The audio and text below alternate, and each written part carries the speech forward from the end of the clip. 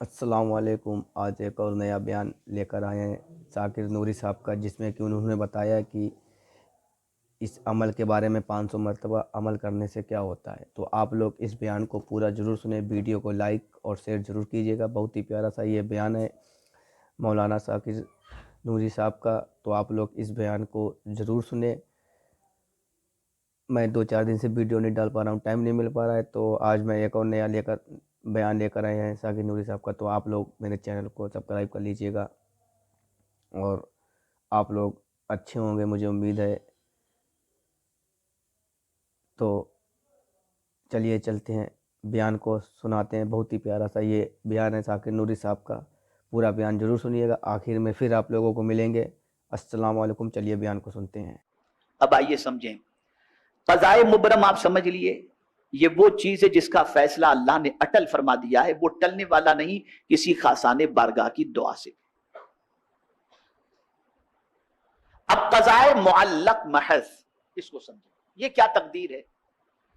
तो इंसान से गुनाह हुए, तो इंसान के लिए, मोमिन से गुनाह हुए, अल्लाह अज़्ज़ व जल्ल ने कोई ना कोई बहाना रख दिया। तुम नमाज पढ़ोगे तुम्हारे ये गुनाह माफ हो जाएंगे, तुम रोजे रखोगे तुम्हारे ये गुनाह माफ हो जाएंगे, तुम हज करोगे तुम्हारे ये गुनाह माफ हो जाएंगे, तुम ज़कात दोगे तुम्हारे ये गुनाह माफ हो जाएंगे। यहां तक कि कब्र में तुम पहुंचोगे, अज़ाब का फरिश्ता दाएं जानिब से आएगा तो दाएं जानिब की नेकियां काम आ जाएंगी, बाएं जानिब से आएगा तो बाएं जानिब की नेकियां काम आएंगी, पैर की तरफ से आएगा तो पैर। तो ये क्या है, किसी सबब से अल्लाह अज़्ज़ व जल्ल ने तुम्हारी बख्शिश का इंतजाम कर रखा है, लिखा हुआ है। लेकिन परवरदिगार ने तुम्हारे लिए एक जरिया भी रखा है कि इन जरियों के वजह से, और ये जरिया फरिश्तों को मालूम,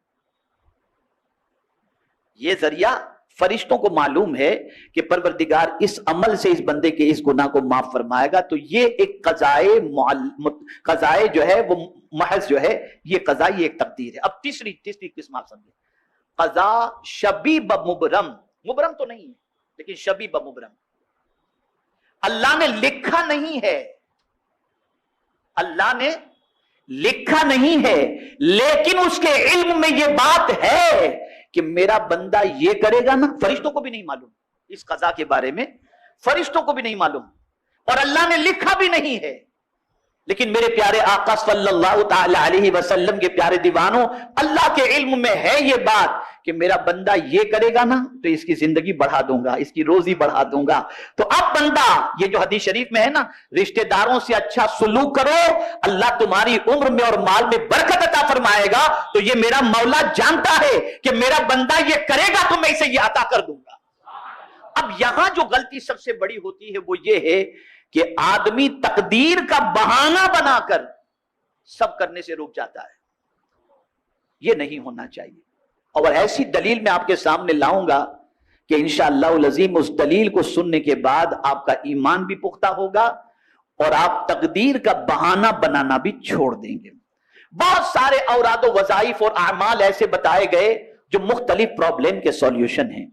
मिसाल के तौर पर एक सहाबी गिरफ्तार हुए, रसूल रहमत सल्लल्लाहु ताला अलैहि वसल्लम की बारगाह के अंदर उनके वालिद पहुंचे और कहा, या रसूल अल्लाह सल्लल्लाहु ताला अलैहि वसल्लम, मेरा बेटा गिरफ्तार है और उसकी मां उसकी जुदाई के अंदर बहुत रो रही है।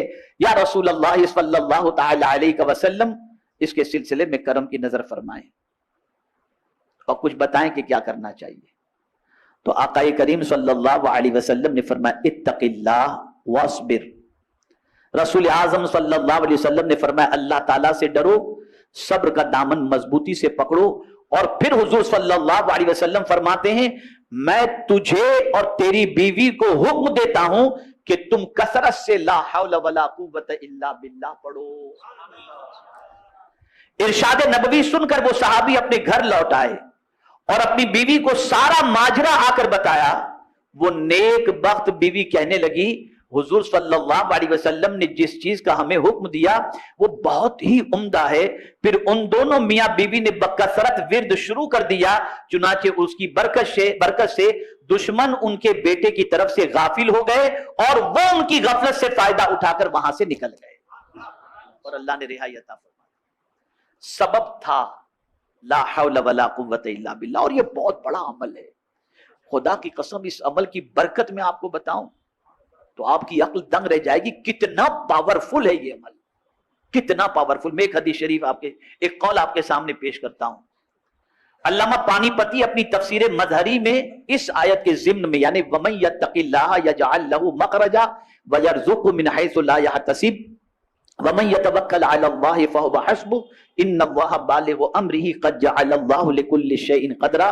اس آیت کی تفسیر میں قاضی ثناء اللہ پانی پتی تفسیر مظہری میں اس آیت کے ضمن میں حل مشکلات کے لیے ایک وظیفہ لکھا ہے جو ہدیہ ناظرین ہے. حضرت مجدد الف ثانی نے دینی اور دنیاوی منافع کے حصول، دینی اور دنیاوی مشکلات کے حل کے لیے یہ وظیفہ بتایا کہ ہر روز 500 مرتبہ لا حول ولا قوت الا باللہ پڑھے اور اول آخر 100 مرتبہ درود پاک پڑھے. اللہ اس کی ساری پریشانیوں کو دور کرنا.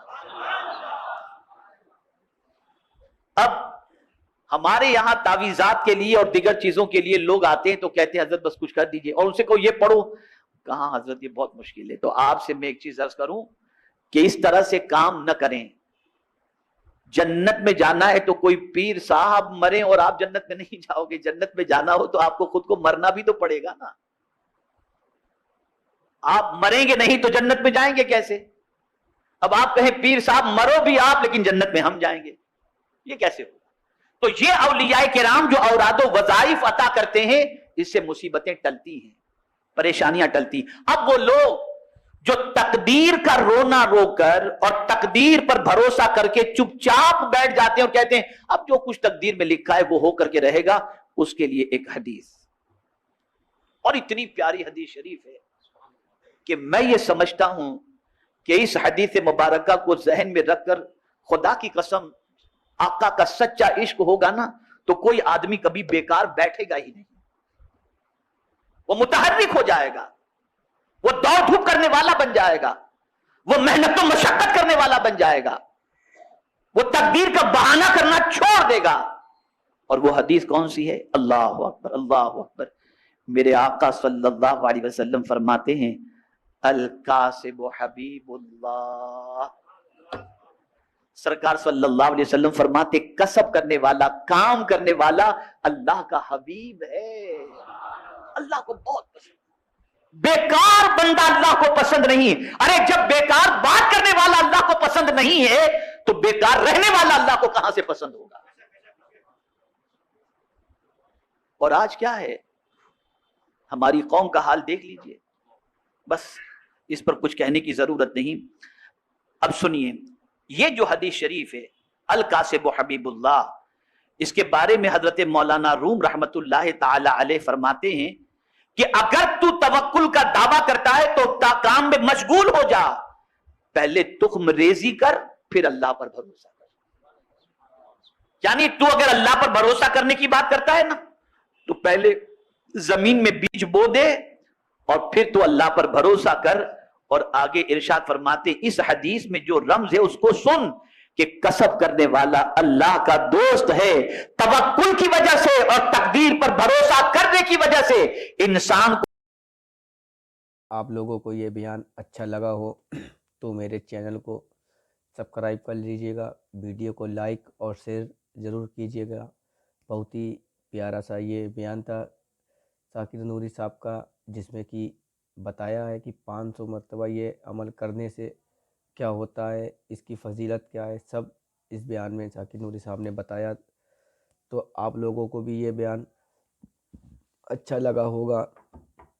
روزانہ ایسی ویڈیو دیکھنے کے لیے میرے چینل کو سبسکرائب کر لیجئے گا اور ویڈیو کو شیئر ضرور کیجئے گا تاکہ اور مسلم بھائی بہنوں تک یہ ویڈیو پہنچ سکے، اس عمل کے بارے میں پتہ چلے.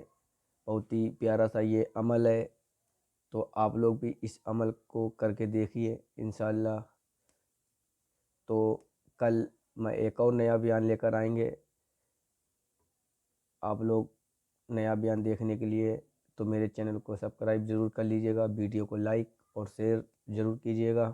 کل پھر ملتے ہیں اسی ٹائم، ایک نیا بیان لے کر آئیں گے. 6 سے 7 بجے ایک بیان اپلوڈ کر دوں گا، تو آپ لوگ میرے چینل پر جڑے رہیے.